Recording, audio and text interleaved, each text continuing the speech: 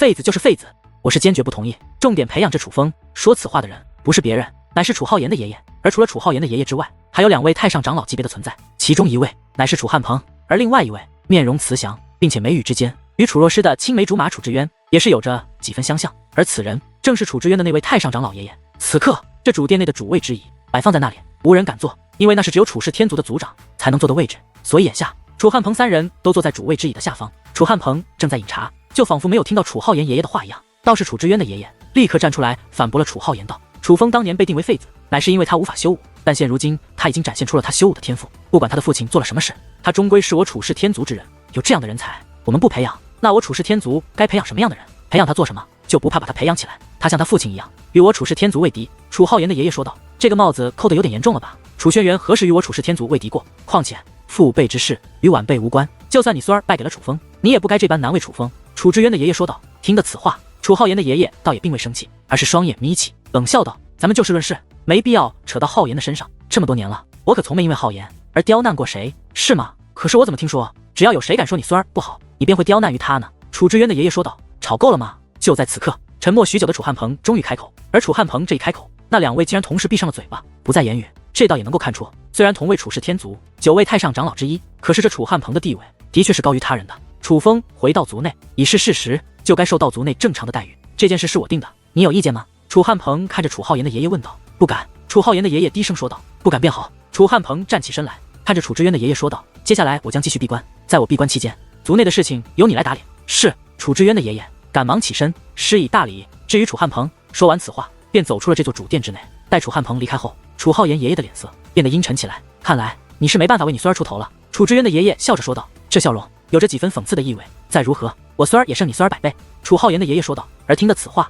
楚之渊的爷爷竟然大笑了起来。楚浩言的爷爷气急败坏，大袖一甩，便就此离去。他也知道楚汉鹏是什么意思。楚汉鹏之所以在闭关期间让楚之渊的爷爷负责族内的重要事情，就是因为楚之渊的爷爷是维护楚风的。他倒是不怕楚之渊的爷爷，可是他却做不到不怕楚汉鹏。因此他知道，他哪怕再不喜欢楚风，却也是不能奈何于他了。对于3位太上长老所谈之事，楚风他并不知晓。在此期间，他一直在听楚月讲起关于阴阳命珠之事，想不到这阴阳命珠竟然也有这么多门道。此刻楚风很是兴奋，他已然得知这阴阳命珠原来也分为多个等级，由弱至强，分别为微星、强星、半月、满月以及日月，而能够达到什么层次，2个人的配合很重要。正因如此，这阴阳命珠才需要2个人来共同修炼。当然，不同级别的阴阳命珠当进入阴阳命门之后，又将发挥出不同的功效，所以修炼更强大的阴阳命珠几乎是所有人都想做到的事。以楚风弟弟的天赋，修炼出强星级别的阴阳命珠肯定易如反掌，搞不好还有机会修炼出半月级别的阴阳命珠。楚风弟弟，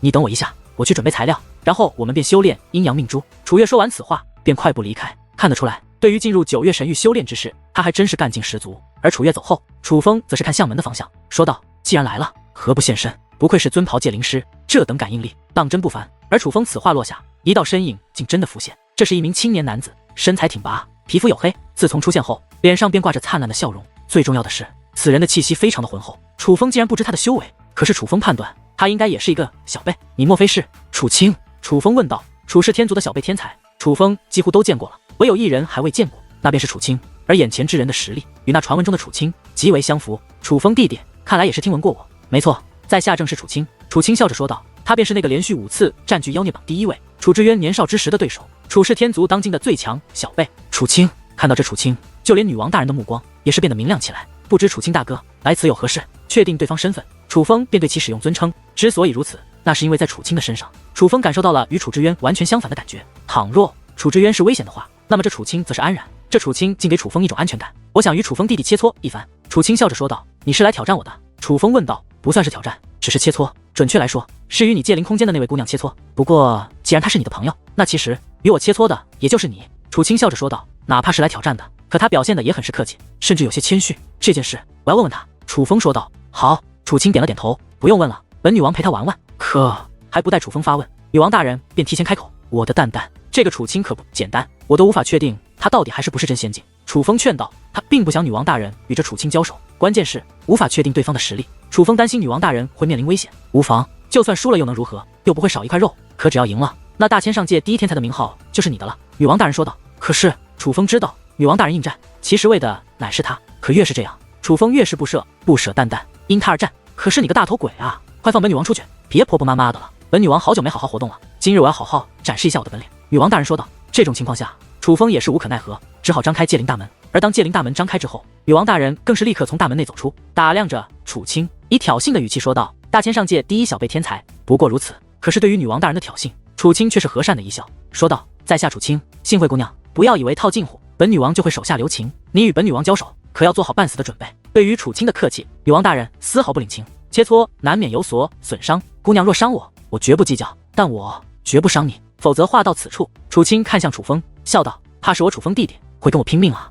楚清此话另有所指，看来他倒是有备而来，就连楚风与女王大人的关系不简单，他也是知晓的，难怪他一开始就称女王大人为姑娘，而并非以戒灵相称，这是对女王大人的尊重，也是对楚风的尊重。当然这倒也能多少看出楚清的人品，他很谦逊，也很在乎楚风的感受，身为当今大千上界最强的小辈，他能这般实属难得。可显然对于楚清的礼貌，女王大人却是不以为然，这也难怪，女王大人除了楚风和一些她喜欢的女子之外，几乎就没有对谁展露过她温柔的一面。别废话了，要切磋便开始吧。女王大人说话间便准备向门外走去，她很清楚，以她和楚清的实力，若要交手，这个房间的空间肯定不足，莫说这个空间，怕是这周遭的殿宇也都将被二人的力量所彻底摧毁，不必外出，就在此处吧。楚清说话间，手臂一扬，顿时一道光芒体自其手中绽放，那光芒绽放之际，将周遭的一切都掩盖起来。而当那光芒消散之际，楚风惊愕地发现，楚风三人已经不在那房间之中，而身处于浩瀚星空之中。那是一件至宝，一个拥有一片独立空间的至宝。眼下楚风等人并非离开了房间，而是已经进入了那个至宝之中而已。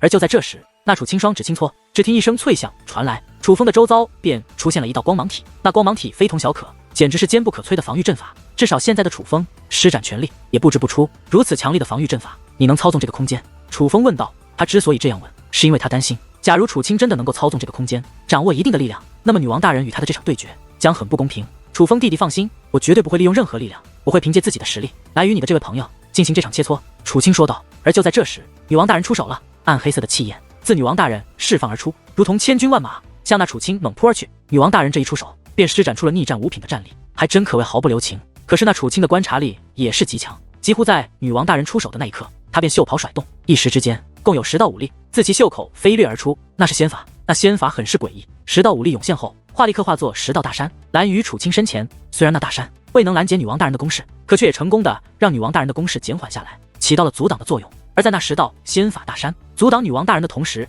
那楚清的脚下发出流光，与此同时身形也是急速的向后退去，速度太快了，楚风都是费尽力气才勉强看清那光芒。那同样是仙法，并且是一种能够提升速度的仙法，9品真仙。此刻楚风目光一动，任凭楚清伪装的再好，可当他出手的那一刻，楚风也是能够感受到楚清的修为9品真仙，这便是楚清的修为。而就在楚清暴退之际，这幽暗的星空之上顿时变得光芒普照，漫天的雷霆四下涌动，如雷海，很快便遮蔽了整个上空。而与此同时，那楚清的额头之上也是涌现出了一道雷纹，那是天级雷纹。这楚清也修炼了天罚玄功，楚风已是9品真仙，乃是真正的真仙巅峰，距离天仙境只是1线之隔。可是天仙境又具备着不可逆的因素，所以哪怕他施展出了可以提升修为的天级雷纹，他的修为也依旧是9品真仙，并不能突破到天仙。只不过虽然没能踏入天仙，但是他却依然有所收获，他获得了逆天战力。虽然只是逆战1品，可是相较于女王大人那5品真仙的修为和逆战5品的实力，此刻楚清的实力已经丝毫不弱于女王大人，并且楚清的手中还多出了一把银色的长枪，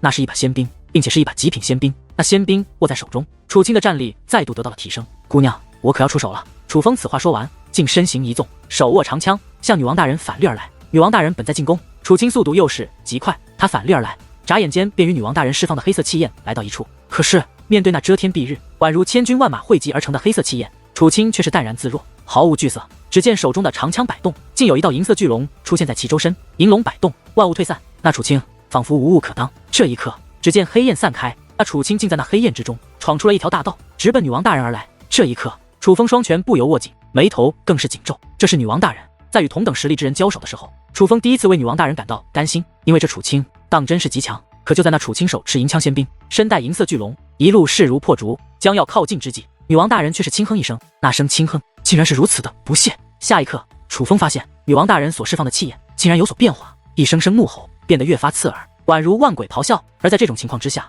那暗黑色的气焰也是变得更为强横，淡淡她的气息变化了。楚风感受到女王大人的气息已然全然不同。如果说先前的女王大人还像是一个风度翩翩的精灵亦或仙子，那么此刻的女王大人则是一个来自地狱的恶魔。不，他是一只修罗，而他所释放的暗黑色气焰，也不再是简单的千军万马，而是魔鬼组成的大军。那是由无数只魔鬼所汇集而成，欲要毁灭一切的大军。刺耳的咆哮不断响彻开来，那暗黑色的气焰之中，竟然延伸出无数只巨手，那巨手上的五指皆是尖锐无比，欲要将楚青撕成粉碎。这种情况下，楚青已然无法势如破竹，甚至他所画的银色巨龙，也是被那暗黑的利爪抓得满是伤痕。最重要的是，楚青已被暗黑色的利爪所包围，他已是强弩之末，已是困兽之斗，在做最后的挣扎。那银色巨龙是保护他的最后屏障，若是那银色巨龙粉碎，楚青必将面临灭顶之灾。修罗灵剑果然利奥的，看来今日我楚青也必须要施展全力了。楚青此话落下，他手中银枪摆动，竟然又有8条银色巨龙自其体内释放而出。此刻已然有着9条银色巨龙围绕着楚青，而那楚青的战力也是再度提升。这是什么手段？看着楚青周身的9条银色巨龙，楚风目光有所变化，他发现此刻楚青所施展的手段，既不是仙法，也不是武技，更不像是秘技，可是这手段的威力却是极强，强大到竟然足以与女王大人那增强的黑色气焰所抗衡。可哪怕如此，女王大人却依然不屑，只见其那双美眸变得越发狠辣起来。而在这种情况之下，女王大人的身后竟然隐隐间涌现出了一道虚影，那道虚影巨大无比，那是一张巨大的脸，这脸很是模糊，看不清五官，唯有2只如明日一般巨大的眼睛，恐怖无比。那双眼睛简直太可怕了，阴暗无情，那简直是楚风所见过最恐怖的双眼。修罗之力！就在此刻，女王大人轻喝一声，道出4个字，随后那张渐渐成型的巨脸竟化作气焰，融入女王大人那暗黑色气焰之中。这一刻，莫说那暗黑色的气焰再度增强，女王大人的气息都是再度增强。女王大人竟然又获得逆战1品的战力，此刻女王大人的逆天战力已经达到了逆战6品。这一刻，哪怕是楚青那围在周身的9条银色巨龙，也是难以支撑，被那一只指黑色气焰巨爪抓得遍体鳞伤，哀嚎不断。好是厉害，还真是要逼得我毫无保留啊！楚青淡淡一笑，随后竟见眉倒竖，原本和善的眼眸之中涌现出一抹认真之色。而就在此刻，楚青的一只手紧握银色长枪，而另一只手则捏出法诀，他口中念着楚风也是听不懂的咒语。这种情况之下，楚青的手腕竟然闪烁出淡淡银光，那银光变化越来越强，竟然化作一道手镯。那手镯是9条银龙盘旋而成，那9条银龙所画的手镯越来越大，到最后竟分散开来，脱离楚青的手腕，分别融入那9条银色巨龙之中。这一刻，那9条银色巨龙龙眼放光，宛如具有了真正的生命。那一刻，楚青的战力也是提升1品，再度与女王大人拉近了实力。一时之间，那黑色气焰与9条银龙战成一团，威压阵阵，哪怕这星空之中也如道道巨浪一般四下轰散。幸亏楚风身上有楚青布置的防御阵法，否则随便一道涟漪巨浪袭来，都足以将楚风拍得粉身碎骨，魂飞魄散。眼见如此争斗，楚风真的是深深的为女王大人捏了一把冷汗。今日女王大人的手段是他第一次所见，女王大人的实力超过了他的认知。可是这楚青同样很不简单，他那手腕上隐藏起来的手镯应该是一种罕见的至宝，而楚青所施展的9条银色巨龙，则是与那至宝所相辅相成的特殊手段。虽然不是武技，不是仙法，也不是秘技，可是结合那件至宝，却可以获得逆战1品的战力，这应该是楚青的王牌手段。这种情况下，女王大人与楚青2人谁胜谁负，当真是难以预料。当女王大人与楚青进行对决，斗得天翻地覆之际，楚月的母亲却端着几盘精致的点心来到了楚风所在的房间之中。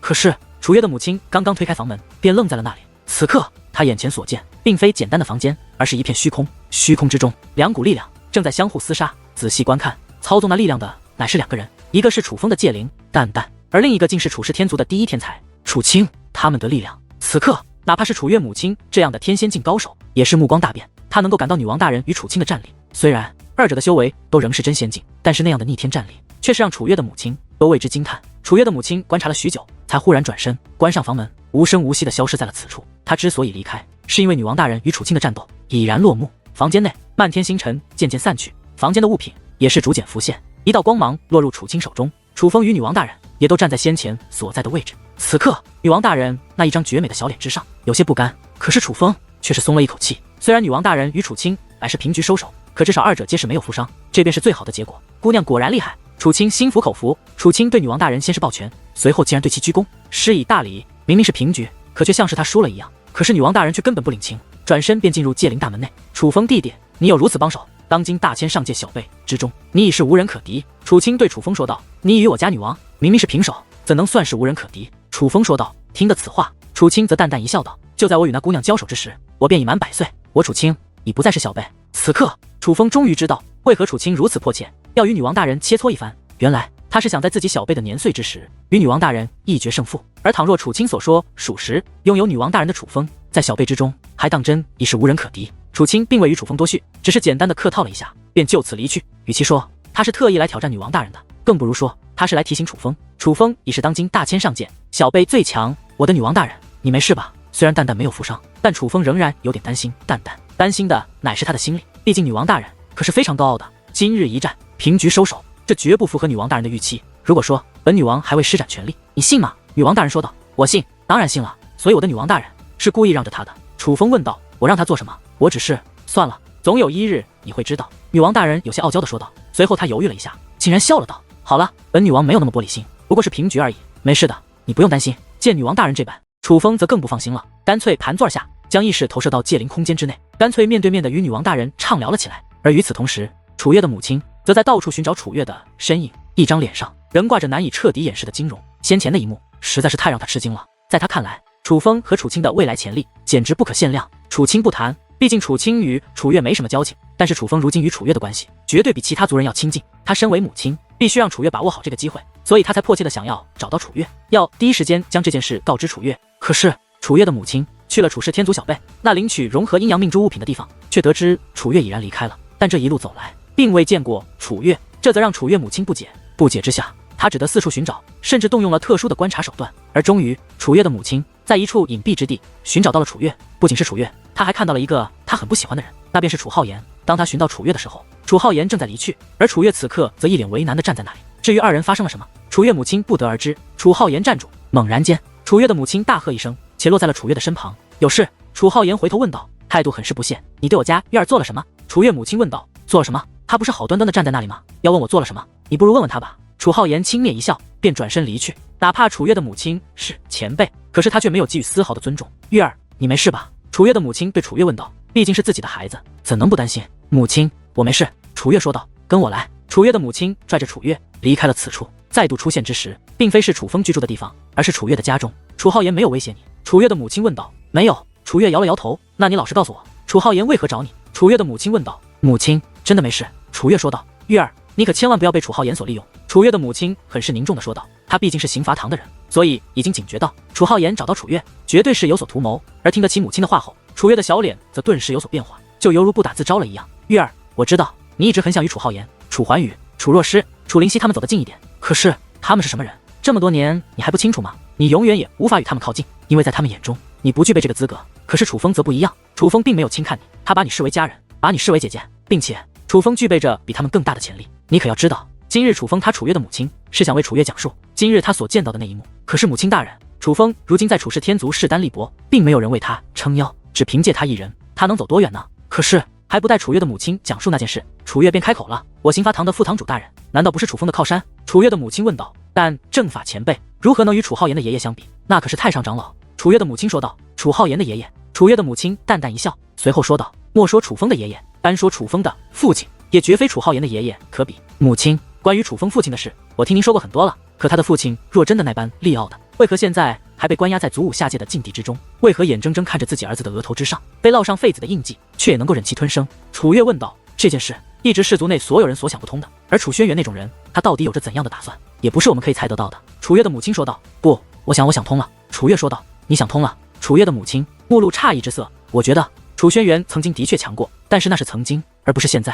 楚月说道。月儿，你这孩子可真是愚钝啊。楚月的母亲说此话的时候，已是目露怒意。母亲大人，您不要生气，我只是说我的想法，但是这不仅仅是我的想法，也是当今族内许多人的想法。若是楚风的父亲和爷爷真的那般具有威慑力，族内绝不可能有一个人敢站出来为难楚风。但现在的情况却刚好相反，哪怕是当年，若是楚轩辕真的有那般强横，楚氏天族又怎会有人站出来要将他重罚？楚月问道。所以你是准备被楚浩言利用，帮助楚浩言对付楚风？你不要忘记，你此次能够进入9月神域的资格，是谁帮你夺来的？月儿，你想未来更好，母亲可以理解，但做人永远不能背信弃义，一定要知恩图报。楚月母亲的话已是越来越重，看来她是真的生气了。她害怕楚月为了利益而做出对楚风不利的事。母亲大人，楚风弟弟对我的帮助，我岂会不知？您放心，我一定不会帮助楚浩言去坑害楚风弟弟的。楚月说道。这么说来，楚浩言的确是想让你帮忙害楚风，他想让你怎么做？楚月的母亲目露担忧之色。他并没有说让我做，因为他刚开口，我便拒绝了。正法前辈待我不薄，楚风弟弟待我不薄，可那楚浩言当初看不起我，在我与楚风弟弟走近之后，他又刁难于我岂会帮他？楚月说道。月儿，听你这样说，我便放心了。这一刻，楚月的母亲总算是松了一口气。母亲，您放心，这一次进入9月神域，我与楚风弟弟联手，一定会取得好的成绩。虽然如今楚风弟弟在族内依仗不足，并且危机四伏，可我相信他能够崛起，而我会一直陪着他。楚月一脸坚定地说道。好，月儿，你一定要照顾好楚风，至少要做到一个姐姐该做的事。相信母亲，与楚风交好，绝对是你走过的最正确的道路。楚月的母亲抓着楚月的肩膀，一脸凝重地说道。楚月的母亲之所以这样说，那是因为她曾亲眼见过那些与楚轩辕交好之人，明明资质平凡，却因楚轩辕的帮助而一步登天。她当初愚钝，错过了机会，但是她希望她所错过的，她的女儿楚月不要错过。更何况现在楚月有了如此好的机会，而听得起母亲这样说，楚月也是甜甜一笑，随后重重的点了点头。而看着这样的楚月，楚月母亲的脸上也总算是涌现出欣慰的笑容。只要楚月能把握好与楚风交好的机会，不仅是楚月，就连他将有更大的成就。武者世界就是如此，每个武者都是一棵树，幼苗期间难见分晓，可总有一日会有高低之分。有的人注定是平庸之极，连一阵大风袭来都可能将他斩断，而有的人则注定要成长为参天大树，连日月的光芒都将被其遮挡。而生长在这种参天大树之下的人，将会绝对的安全。在楚月的母亲看来，楚风便是参天大树，不因别的，只因楚风是楚轩辕的后代。在此之后，楚月便拿着融合阴阳命珠的材料，来到了楚风所在的地方。二人立刻开始尝试融合阴阳命珠，而以楚风这尊庖界灵师的实力，更是很快摸清了这阴阳命珠的门道。首先，这每颗阴阳命珠内皆是有阴阳两种力量，但是若专注提升一种力量，效果则会更好。比如一颗提升阳，而另一颗则提升阴，所以这也是为何两颗阴阳命珠放在一起融合效果会更好的原因。时间很快，转眼间距离那9月神域的大门开启已经只有1日的时间，而在此期间，各种消息更是不断传开。有人说，在第1日的时间内，楚浩言就融合出了强星级的阴阳命珠，而在今日更是有传闻，楚若诗与楚之渊这对青梅竹马融合出了半月级别的阴阳命珠，而这些皆是传闻，到底如何不得而知。可是眼下，楚风与楚月的2颗阴阳命珠放在一起，那2颗阴阳命珠内的气息便会发生变化，2颗阴阳命珠内皆是出现了一颗巨大的月亮。天哪，莫非这是传说中的满月？看着那阴阳命珠内的圆月，楚月一双美眸瞪得溜圆，楚月简直不敢相信自己的眼睛。阴阳命珠由弱至强，分别为微星、强星、半月、满月以及日月。一般来说，能够融合出强星的已是非常了得，而能够融合出半月的，至今为止楚氏天族内也只有3个人做到过，而这满月的，至今为止整个楚氏天族可还没有人做到过。也就是说，楚月和楚风将成为楚氏天族有史以来第一个融合出满月级别阴阳命珠之人，他怎么可能不激动？楚月姐，我有一个想法。忽然，楚风说道。什么想法？楚月问道。你不要发力，将2颗阴阳命珠都交给我。楚风说道。好。虽然不知道楚风想做什么，但他还是点了点头。他现在很相信楚风，因为他很清楚，能够融合出满月级别的阴阳命珠，其实靠的全部是楚风，他只是一个小小的帮手，是一个可有可无的陪衬。随后，楚风同时催动2颗阴阳命珠，一颗放，一颗收。楚风竟然将自己那颗阴阳命珠这2日内所融合的力量，全部放入了楚月那颗阴阳命珠之内。也就是说，眼下楚风这颗阴阳命珠俨然就成了一个空的阴阳命珠，而楚月的那颗阴阳命珠自身就已经具备满月级别。楚风弟弟，你这是做什么？楚月看着自己手中这颗以为满月的阴阳命珠，很是诧异。我想挑战一下那个最高级别的阴阳命珠。楚风说道。楚风弟弟，你是说日月级？楚月很是吃惊。是的。楚风点了点头。听得此话，楚月已是从满眼吃惊变成了满脸吃惊。他真的是无法淡定了。之前这满月级别的，他想都不敢想，但真是没想到楚风的目标竟是日月级。不过若想挑战日月级的阴阳命珠，我就必须将之前所融合的力量全部抽离，但我也不能确定是否可以成功，所以刚好将所有力量融入你的那颗阴阳命珠之中，这样一来，就算是失败了也无妨。楚风说道。原来是这样。楚风弟弟，你可真是厉害，常人融合出满月级的就已经感觉不可思议，你竟然还要挑战日月级。楚月说道。人生在于挑战，总不能满足于眼前吧？楚风淡淡的笑道。对，楚风弟弟说的极是。那楚风弟弟，你挑战日月级的阴阳命珠，需要我帮忙吗？楚月问道。你的那颗阴阳命珠已是满月级别，很难再发力，所以根本没办法帮我。楚月姐，你先回去吧，接下来的我自己便可以。楚风说道。既然如此，那我便不打扰楚风弟弟了。楚月甜甜一笑，随后便转身离去。只是当楚月离开之后，女王大人却是忽然开口道。楚风，我怎么觉得楚月的笑容有点不对劲？淡淡，你也察觉了吗？楚风问道。准确来说，本女王觉得她这2天都有点不太对劲，但是我怕你觉得本女王多想，便没有说。女王大人说道。其实我也察觉了，楚月这段时间该问的不问，不该问的却问个不停，总感觉似是别有所图，也不知道是不是我多想了。楚风说道。当然不是多想，因为本女王也察觉到了呀。女王大人说道。楚风有些无语。你个蠢货，你既然察觉了，你还把辛辛苦苦融合出的满月级别力量全部融入到他的阴阳命珠之内，你就不怕到时候他不给你融合吗？女王大人怒问道。怕什么？满月级别而已，而我的目标则是日月级。楚风说道。那么日月级你有多少把握可以做到？女王大人问道。如果是在融合出满月级之前，我只有30%的把握可以做到，但现在在成功融合出满月级别之后，我的这颗阴阳命珠已经有了质的变化，由它来重新融合，挑战日月级别阴阳命珠的话，我敢说，我有10成把握。楚风说道。就算如此，那如果楚月那丫头真的玩了什么猫腻，那颗满月级的阴阳命珠也未免太便宜她了。女王大人说道。虽然她近来的确不对劲，但我觉得她应该不会做什么对不起我的事。倘若真的做了什么对我不利的事，那我楚风也绝对不会放过她，包括那颗阴阳命珠，她也占不到一丝的便宜。楚风说道。此话怎讲？女王大人一脸的好奇。根据我这2日对阴阳命珠的了解，一颗阴阳命珠难以承受满月级的力量，除非有特殊的手段化解，否则支撑不了多久便会碎裂。可哪怕以手段化解，也只是短暂性的，并不能永久性。倘若楚月并无其他心思，那我自然会保他安宁，这是分内之事。但他假如真的心生邪念，忘恩负义，帮他人来对付我的话，倒霉的可绝对不会是我楚风，而是他自己。楚风话到此处，目光变得无比的狠辣，那是少有的狠色。对于背叛自己之人，楚风极为痛恨。时间飞逝，不经意间又是1日时间过去，如今已经到了9月神域开启的日子。楚风等小辈在诸位长老的引导下，提早便来到了9月神域所在的位置。此刻这里乃是一片茫茫草原，一眼望去，除了随风而动的青色之外，根本看不到任何建筑。可是任凭是谁都知道，这里便是9月神域所在的区域。当那虚空之上9轮明月高挂之际，便是9月神域出现之时。只是身在此处，楚风并没有看到楚轩正法，也没有看到楚清，因为9月神域很大，并且开启之后会有多个入口，不同的入口进入其中便是不同的领域，而不同的领域则适合不同境界的人去修炼。9月神域开启绝对不只是处世天族小辈的修炼盛宴，而是整个处世天族的修炼盛宴。基本上除了太上长老级别的存在，都可以进入其中修炼，包括楚轩正法这种年纪轻轻却已然踏入尊者境的人，也包括已然不再是小辈却仍是真仙境的人。不过也正因为9月神域太大，所以楚轩正法以及楚清等人修炼的入口与楚风等小辈的入口皆是不同，所以他们也注定不可能出现在一起。不是说就要开启了吗？可是此刻明明是白天啊！女王大人不解地说道。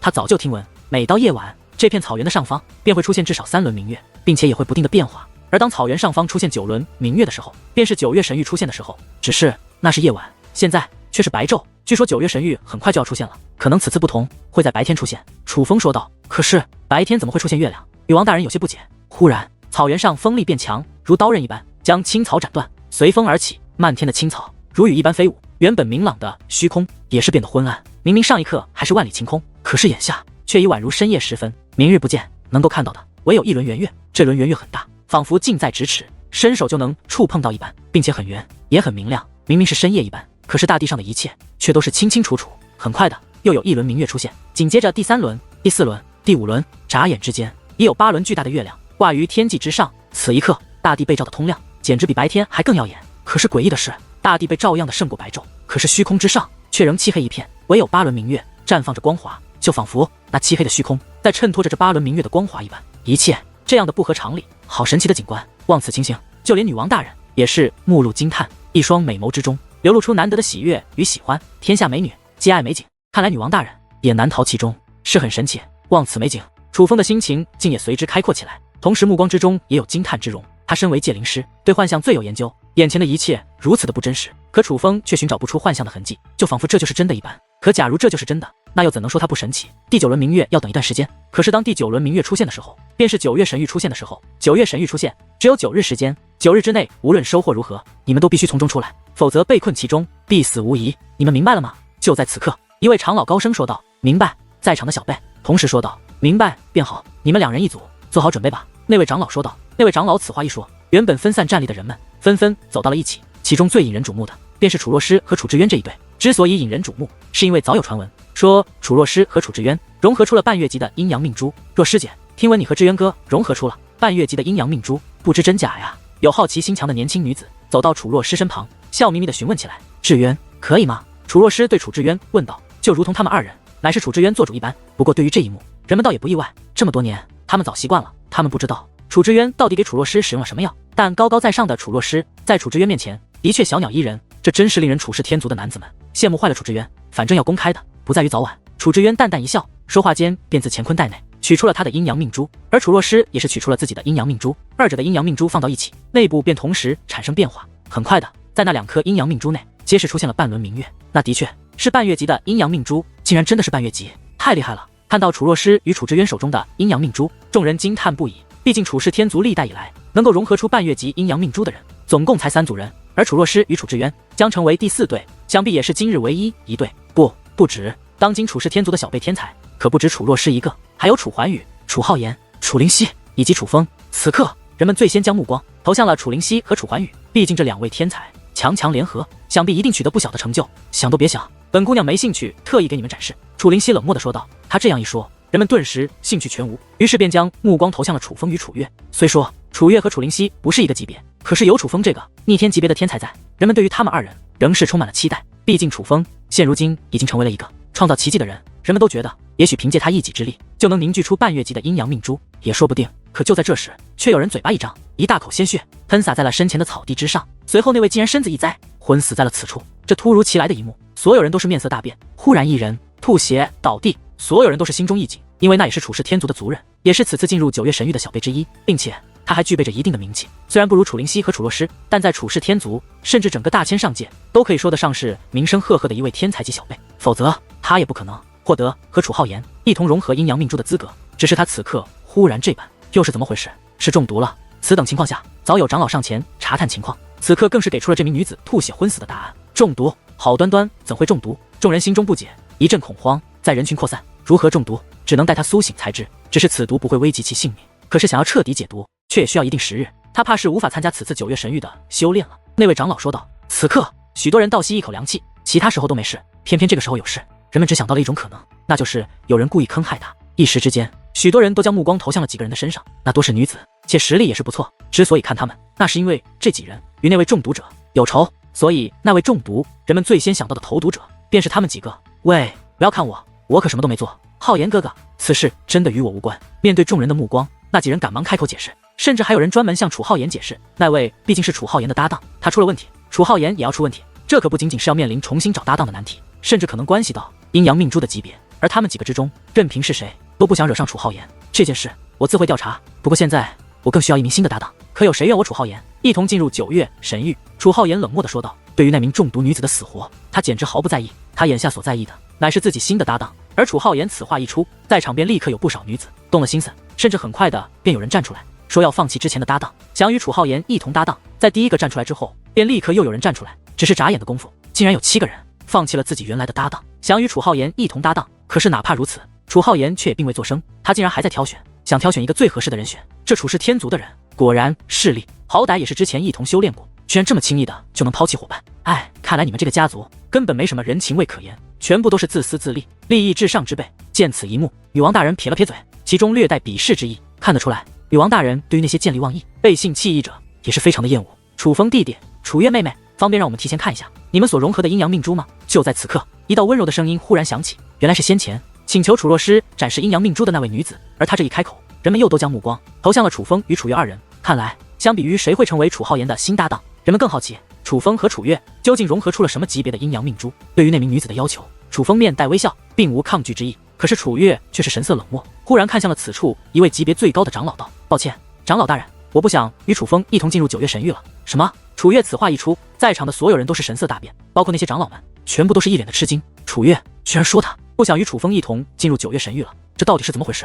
莫非他是疯了吗？可是相比于他人，楚风倒是平静的很。不过也没有人注意到，楚风将那已经准备张开的手掌又默默地收了回去，那其中藏着楚风的阴阳命珠。楚月妹，怎么了？为何你说不想与楚风弟弟一同进入9月神域了？此刻倒是楚若师帅先开口，想要一探究竟。我想与楚浩言搭档。楚月说道。楚月此话一出，人们顿时又是一惊，但随后又是恍然大悟。搞了半天，楚月也是想要抱楚浩言这条大腿，所以才想要推开楚风。可是人们虽然明白了楚月的打算，却根本无法理解楚月的做法。他人这么做，人们都能理解，可是唯独楚月这么做，人们不能理解。先不说楚风本就是一条大腿，楚月根本无需这么做。最重要的是，任何人都可以这么做，可是唯独楚月不能这么做。要知道，若是没有楚风，楚月可是连进入9月神域的资格都没有。楚月现在这么做，这简直就是背信弃义啊！这个丫头果然有鬼，只是没想到她居然被楚浩言收买了。楚浩言那般对她，她居然为了楚浩言背叛你，让本女王出去！我现在就宰了这个忘恩负义的臭丫头！女王大人气得小脸通红，一双小拳头握得越来越紧。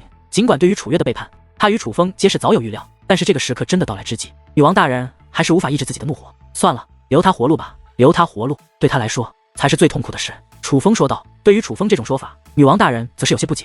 她会这么做，无非是因为她觉得投靠楚浩言对她来说更有利，但是她早晚会知道，她今日所做出的选择是多么的愚蠢。待她自己明白这一切的时候，她才会后悔，而那个时候，她将陷入真正的痛苦，涌现其中。楚风淡淡的说道，他不仅没有表露一丝怒意，反而可以从容的发笑。这样的楚风简直冷静的可怕。虽然总觉得你是有故意放水的嫌疑，但是本女王却也想看看这个家伙后悔的嘴脸。就依你所言，饶他一命吧。女王大人勉强的点了点头。楚月妹妹，你这是为奶班，楚风弟弟那么帮你，你怎可离他而去？楚若诗目露怒意的说道。与此同时，许多人都向楚月投去了鄙夷的目光，似乎任凭是谁都不喜欢这种忘恩负义之徒，尤其是楚风为楚月所做，人们都看在眼里。楚风为了楚月，不惜与楚浩言为敌，可是楚月竟然在这种关键时刻这么对待楚风，实在是太过分。对于今日一幕，楚月似乎早有准备，可是面对众人不爽的目光以及低声斥责，楚月也是冷汗连连，连娇躯都在微微颤抖。可哪怕如此，他还是坚定地说道：若师姐，每个人有每个人的选择，楚风弟弟待我不薄，我楚月毕生难忘。只是今日我更想与楚浩言搭档，而这便是我楚月今日的选择。什么？竟然真的投奔了敌人？楚月一番话使得人群再度炸开了锅。对于楚月来说，如果楚风是恩人，那么楚浩言就是绝对的仇人。当日9月神域资格选拔的时候，楚浩言难为楚月的事，许多人都是心知肚明的。现在楚月忘恩负义，抛弃楚风也就算了，竟然投奔了楚浩言这个当日难为他的人，人们真的是猜不透楚月的心思。尽管楚浩言是楚氏天族当今最强天才之一，他的爷爷更是楚氏天族太上长老，可是楚风如今的天赋已经显现，这是一个潜力无限之辈，并且楚风对楚月更是无可挑剔的好。楚月因楚浩言而抛弃楚风，这在许多人看来都不是一个明智之举。都闭嘴吧，楚月的选择有错吗？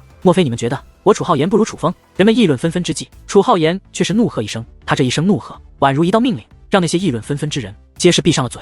尽管如今在许多人看来，楚浩言的确就是不如楚风，可是却没人敢真的说出来，至少不敢当着楚浩言的面说出来。只因楚浩言的爷爷楚浩言在楚氏天族的能量就依然不容小觑。楚月，你就与我一同进入9月神域吧。楚浩言对楚月说道。楚浩言这一开口，楚月毫不犹豫的便走到了楚浩言的身旁，而此刻楚浩言则是一脸的得意，看着楚风说道：楚风，真是不知道你背地里对楚月做了什么，居然让他不敢与你一同进入9月神域。对于楚浩言的挖苦，楚风则是淡淡一笑，说道：我做过什么，在场之人都清楚，是我楚风从你楚浩言的手中为楚月拿到的进入9月神域的资格，这便是我对楚月做的。换句话说，若不是我楚风，你现在也不可能和楚月在一起搭档。楚风说道。楚风此话一出，楚月连头都不敢抬，他似乎也觉得没脸了。而这种情况下，楚浩言则是目露怒意，楚风这话简直就是对他最大的侮辱。可是楚浩言眼中的怒意一闪而逝，他并未爆发，而是冷声说道：楚风，我觉得你眼下耍这种嘴皮子没什么意义，你还是先找一个搭档吧，否则你连进入9月神域的资格都没有。但我相信凡是明眼之人都不会选择你。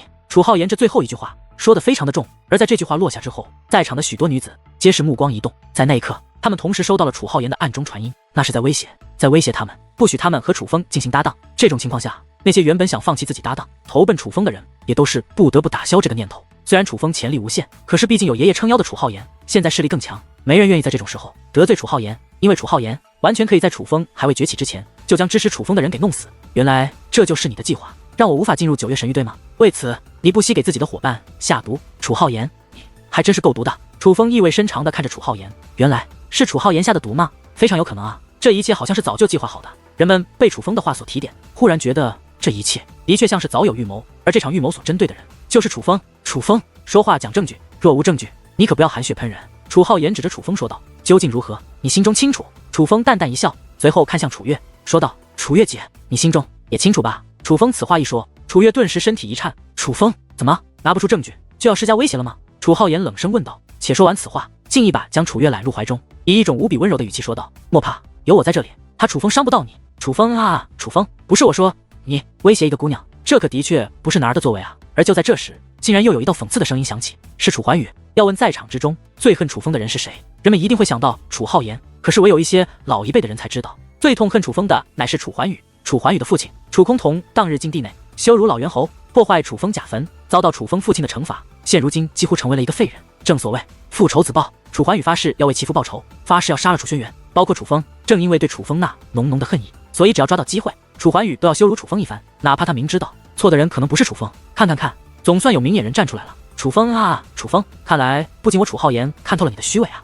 见楚怀宇把自己说话，楚浩言的气势更浓，那张恶心的嘴脸就仿佛他的计谋已然真的得逞一般。只不过对于楚怀宇和楚浩言的讽刺，楚风却是回以一笑，并且笑的是那么的不以为然。而就在这时，这片大地变得更加的明亮，虚空之上竟然又出现了一轮明月，9月同现，9道明月同时出现，这方大地也是开始隆隆作响。很快的，一片耀眼的白色光华在前方那茫茫草原浮现，连绵数万里，几乎覆盖了视线所能看到的一切。而当那白色光华消散之际，在楚风等人的前方，已然不是一望无际的青色草原，而是一片连绵到天际的浩瀚建筑群。这建筑群看上去有些破旧，可却有一种神圣的气息。自其中传来，让人们看到它便会心生敬畏之情。9月神域终于出现了，看到9月神域出现，许多人都是难以抑制内心的兴奋，变得激动无比。而就在这时，一道道大门开始不断的自9月神域之中出现，正对着人们的乃是一道刻画着阴阳图案的大门。不用他人说，人们便皆是知道，那应该就是阴阳之门。阴阳之门将要开启，你们做好准备吧。处世天族的长老说道。这一刻，早就搭档好的人们靠得更近了，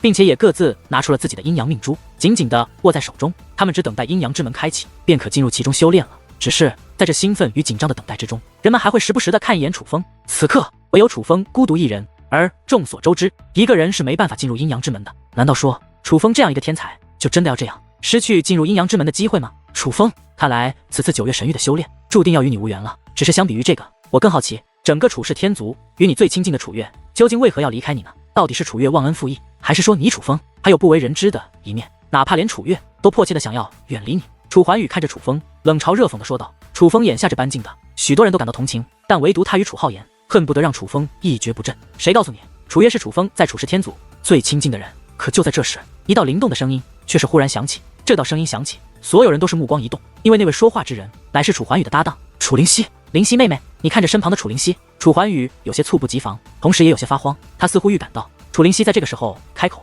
有些不妙，而看着楚桓宇那发慌的目光，楚灵溪的嘴角却是露出了古灵精怪的调皮笑容，说道：其实本姑娘与楚风才是最亲近的人，所以啊，我怎么可能让他孤独一人呢？话罢，楚灵溪便转过身去，在众人的注视之下走到了楚风的身旁，随后竟然一只小手揽住了楚风的胳膊，对众人说道：今日我楚灵溪与楚风搭档。这一刻，在场之人皆是目瞪口呆。楚桓宇傻了，楚浩言更是傻了，他真是没想到，他处心积虑所设计的一切虽然得逞了，但是楚灵溪竟然会站出来，这根本就不符合楚灵溪以往的行事风格呀！这根本就不是他所认识的那个楚灵溪。向来高傲的楚灵溪，怎么可能主动与楚风站到一起，并且还揽住楚风的胳膊，做出如此亲密的举动？事实上，当楚灵溪做出这个举动之后，不止旁人傻眼了，就连楚风都傻眼了。哪怕是他也没有想到，当他被楚月背叛，当他孤身一人之际，楚灵溪会站出来帮他。就在这时，轰鸣之音再度响起，那阴阳之门正在缓缓开启。阴阳之门已然开启，取出阴阳命珠，准备进入其中。处世天族的长老高声呼道。这一刻，大部分人都是张开手心，与对方融合阴阳命珠。楚月，你这……而这一刻，楚浩言竟然发出一声惊呼。楚浩言这一声惊呼，顿时引来了在场所有人的注意。天哪！楚月手中的阴阳命珠。而当人们看向楚月手中的阴阳命珠之后，无一不是神色大变，因为楚月手中的阴阳命珠可是满月级的阴阳命珠，并且无需融合，只是一颗就做到了这种级别。此刻，就连楚若诗也是无法淡定了，他费尽心思才融合出半月级的阴阳命珠，可是楚月自己竟然就拥有满月级的阴阳命珠，这让他难以承受。楚月，你这是怎么做到的？此刻，就连在场的许多长老都走到楚月身前，对楚月询问起来。这是楚风弟弟弄的。对于众人的询问，楚月倒是并没有隐瞒事实。楚风，这一刻，所有人都将目光投向了楚风，这个处世天族之前都无人融合出的级别，竟然又与楚风有关。楚风，你是怎么做到的？楚灵溪对楚风问道。很简单啊，只是将我那颗阴阳命珠内的所有力量都推送到楚月那颗之中便可以了。楚风说道。原来是这样，不对，这么说来，你的那颗阴阳命珠岂不是空的？楚灵溪脸色大变。这一刻，在场的所有人也都是脸色大变，随后都为楚风感到不值。楚风这可真是亏大了，辛辛苦苦融合出了从未有人融合出的满月级别的阴阳命珠，可是现如今那颗满月级别的阴阳命珠却成为了他人的嫁衣，而他自己却只剩下了一颗毫无力量的阴阳命珠，这也实在太惨了一点。楚灵溪，你看看我这颗阴阳命珠。就在此刻，楚桓宇忽然张开手掌，看到楚桓宇掌心的阴阳命珠，人们也是顿时传来一阵惊呼。虽然楚桓宇的阴阳命珠远不如楚月手中的那颗，可是力量也是非常的强横。楚灵溪，你与我搭档，定能融合出半月级的阴阳命珠，可是你与楚风搭档，怕是连强星级别都无法融合。你现在若要回头，可还来得及。